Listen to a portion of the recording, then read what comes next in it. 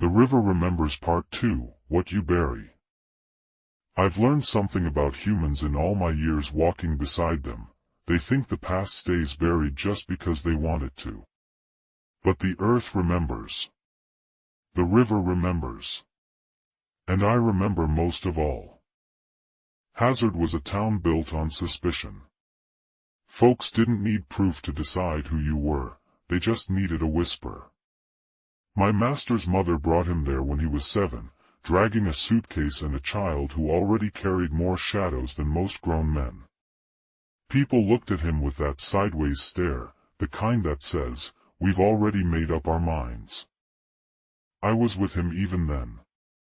Smaller, quieter, but still me, red eyes glowing in the dark corners, watching the way the town twisted itself around fear. Years passed, and he learned to keep his head down. Learned to walk softly. Learned to swallow every rumor like poison. Until Mary. Mary was different. She didn't flinch when she saw me. Didn't listen when folks whispered about him. She looked at him like she saw something worth saving. And for the first time, he believed maybe he wasn't doomed. We walked with her by the river most evenings. She liked the way the sun melted into the water, turning everything gold before night swallowed it whole. She said the river made her feel calm.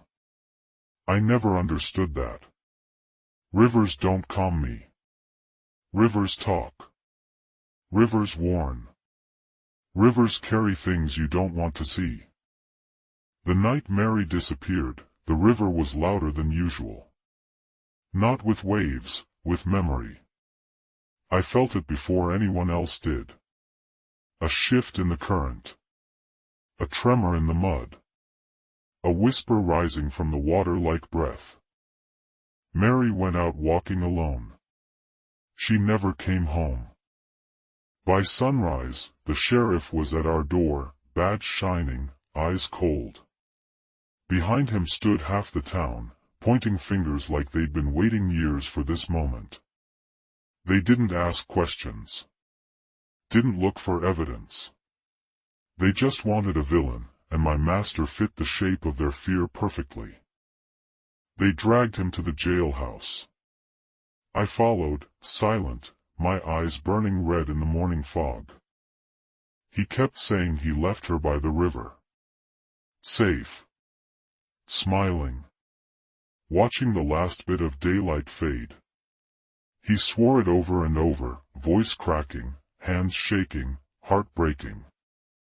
Nobody believed him. But I did. Because I was there. Not beside him, beside her. Mary didn't leave that river alone. Something else was there. Something old. Something hungry. Something that had been waiting beneath the surface long before any of us came to Hazard. I saw it the moment she stepped too close to the water. A ripple that moved against the current. A shadow that rose without shape. A whisper that wasn't hers. She froze. Her breath hitched. Her eyes widened. And then the river took her.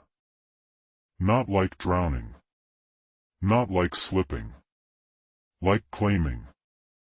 The water wrapped around her ankles, pulling her down with a force no human hand could match.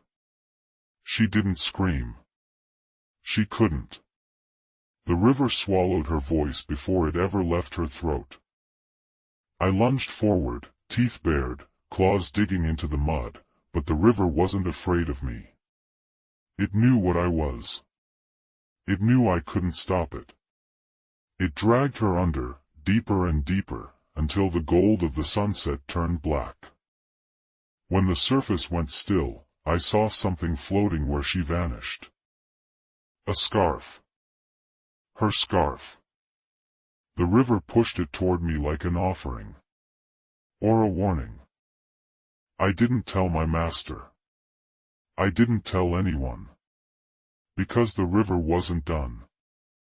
Now he sits in his cell, whispering her name like it'll change the morning.